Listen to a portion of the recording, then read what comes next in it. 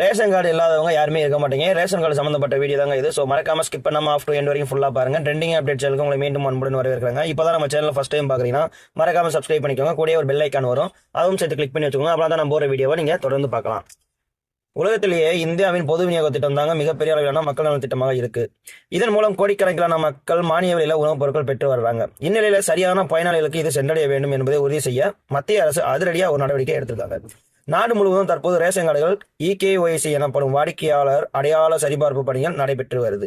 இதன் ஒரு பகுதியாக 5.8 கோடி போலி குடும்ப அட்டைகள் கண்டறியப்பட்டு நீக்கம் செய்யப்படுவதாக மத்திய அரசு தெரிவித்திருக்காங்க. ஒரே நாடு ஒரே ரேஷன் திட்டத்தின் கீழ் ரேஷன் கார்டுகளை ஆதார் எண்ணுடன் இணைக்கும் பணி தற்போது நடைபெற்று வருது. இதற்காக EKYC எனப்படும் நவ் யுவர் கஸ்டமர் சேவை மூலமாக ரேஷன் அட்டைகளில் உள்ளவர்களின் விவரங்கள் ஆதார் எண்ணுடன் இணைக்கப்பட்டு சரிபார்க்கப்பட்டு வருது. இதன் மூலம் போலி ரேஷன் கார்டுகள் கண்டறியப்பட்டு களையெடுக்கப்படும் என மத்திய அரசு தெரிவிச்சிருக்காங்க. இந்த நிலையில மத்திய அரசு வெளியிட்டுள்ள தகவலின்படி சுமார் 80.6 கோடி பயனாளிகளை கொண்ட பொது விநியோக நடைமுறையில 20.4 கோடி குடும்ப அட்டைதாரர்களுக்கு விநியோக நடைமுறையை மத்திய உணவு மற்றும் பொது விநியோகத்துறை கணினிமயமாக்கியுள்ளது என தெரிவிக்கப்பட்டுள்ளது. மொத்த குடும்ப அட்டைகள்ல 99.8% தனிப்பட்ட பயனாளிகளில் 98.7% ஆதார் மூலம் இணைக்கப்பட்டுள்ளன என அரசு தெரிவிச்சிருக்கு.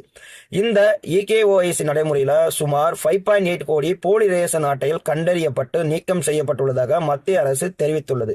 குறிப்பாக ஆதார் இணைப்பு மற்றும் மின்னணு எடை சாதனங்கள் போன்ற உத்திகள் மூலம் பொது விநியோகத்தில் இருந்து குறைபாடுகள் குறைக்கப்பட்டு இருப்பதாகவும் தகுதியற்ற பயனாளிகள் நீக்கப்பட்டு இருப்பதாகவும் மத்திய நுகர்வோர் விவகாரங்கள் துறை தெரிவித்துள்ளது.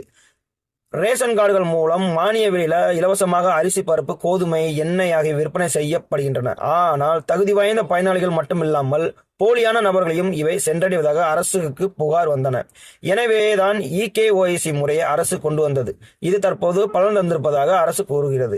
சரியாக பயனாளிகளுக்கு பொது விநியோக முறையின் கீழ் பொருட்கள் கிடைப்பதை உறுதி செய்யவே வாடிக்கையாளர் அடையாள அட்டை சரிபார்ப்பு பதிவுகள் மேற்கொள்ளப்படுகின்றன என தெரிவிச்சிருக்காங்க.